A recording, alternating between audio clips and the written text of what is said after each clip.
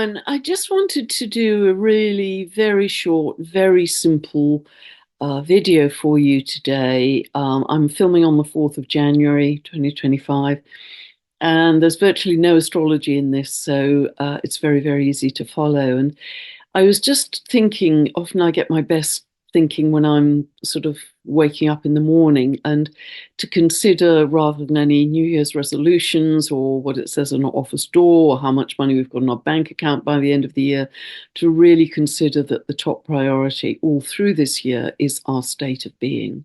And I've referred to this before, that our state of being is the priority because everything in our reality cascades from that, and we positively affect the collective too with that. But the noise inevitably from the 3D world, as it gets to the end of the line, let's say, will get noisier, get louder. And that doesn't mean that we have to tune into it. In fact, I'd very much advise not tuning into it. And for many of us, it's already faded a long way away. It's turned to black and white, and then it's become more and more distant, and we just don't engage with it as part of our daily reality. For more and more people, that's the case. But an analogy that I've used quite often in the past is that we're at a theatre, and the actors on the stage are becoming aware that the audience is no longer engaging and believing in the narrative of the play, so they get louder and louder in order to retain the engagement of the audience. It's not working, but they get louder and louder. So that, I think, is quite a helpful analogy for where we are now. But the loudness doesn't mean we have to engage. In fact, quite the contrary. We have to just turn our focus and our attention elsewhere. And we are going to need a great deal of discernment this year. More than ever, we're going to really have to sharpen our discernment. And in the past, the one bit of astrology I'm going to refer to in this video is discernment is connected to the sign Virgo, which is ruled by Mercury. So that's very much been a mental process, a mental principle, discernment. Increasingly and rapidly, we are going to be moving to the heart for our discernment. And it will be how we feel, how we tune in to people, how we sense their frequency. And for many of us, we're doing this already as our principal form of discernment, but that will be coming on more and more strongly as the heart develops as a central organ. It always has been, in a much bigger way, to navigate us really through our lives. And much more of that to come through 2025.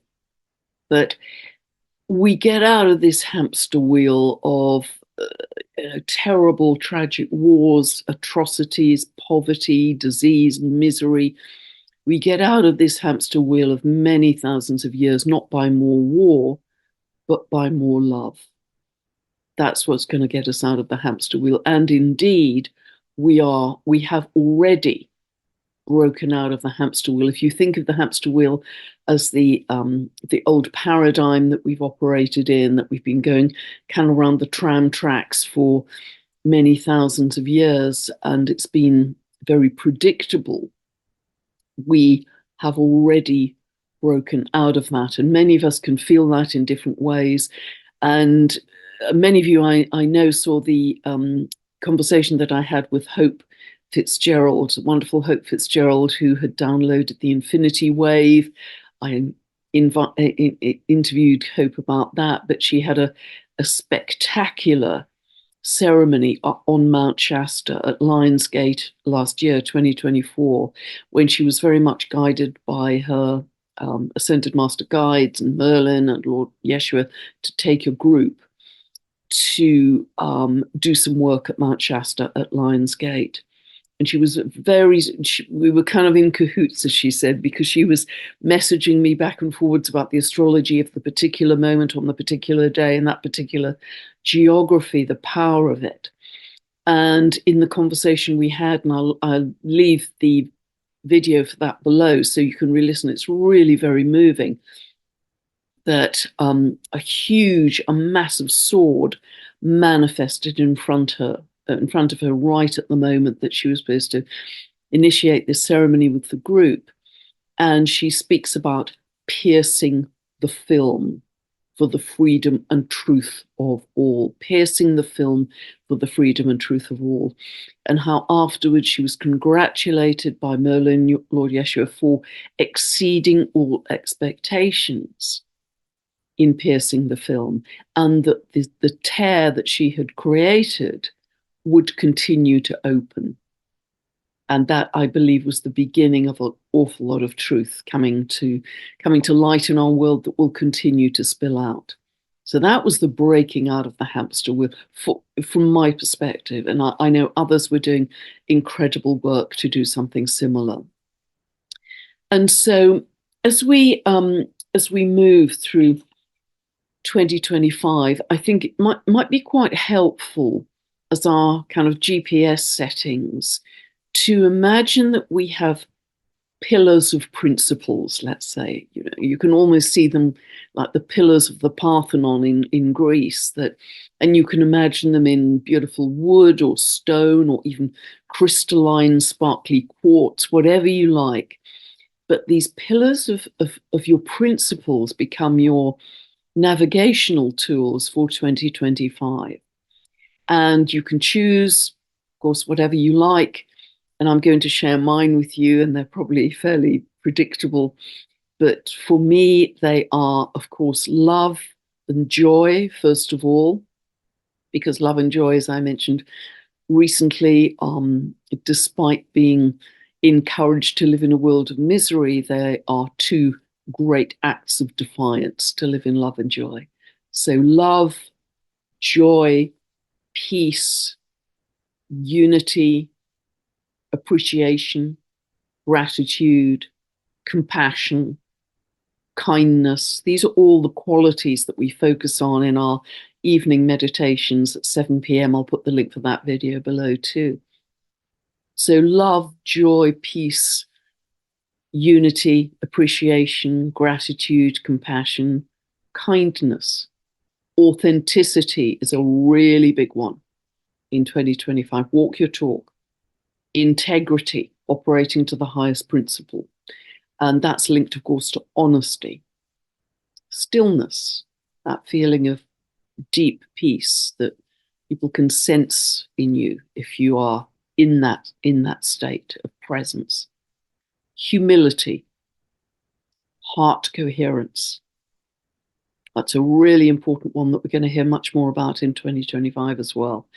And so those are my pillars of principles. And when I need to make a decision, when I'm at a crossroads, when I've got an important conversation coming up, I will remind myself of my GPS settings because they will guide me. So I never want to come from fear or from ego or selfishness or service to self. I'm going to keep going back to those pillars of principles to guide me. And so you can obviously develop your own, but that's really, I think, what a helpful thing to do because things are going to be moving so fast, so incredibly fast through 2025. It's very easy to become quite impulsive, quite reactive. And so keep coming back. And you can even draw those if you like. You can draw your pillars of principles as a beautiful visual.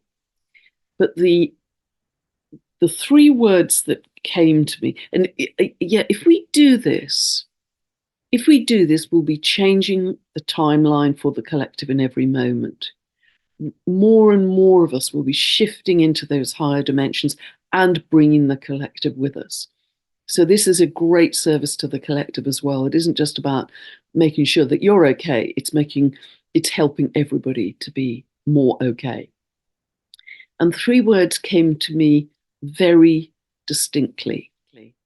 Love more loudly. Love more loudly. So why don't we turn that into a hashtag? We can make that go viral. We can create a movement of love more loudly and just drown out the noise, drown out the negativity. So we create this tsunami of love in the world. God bless. Lovely to share with you. Be back very soon. Thank you for listening.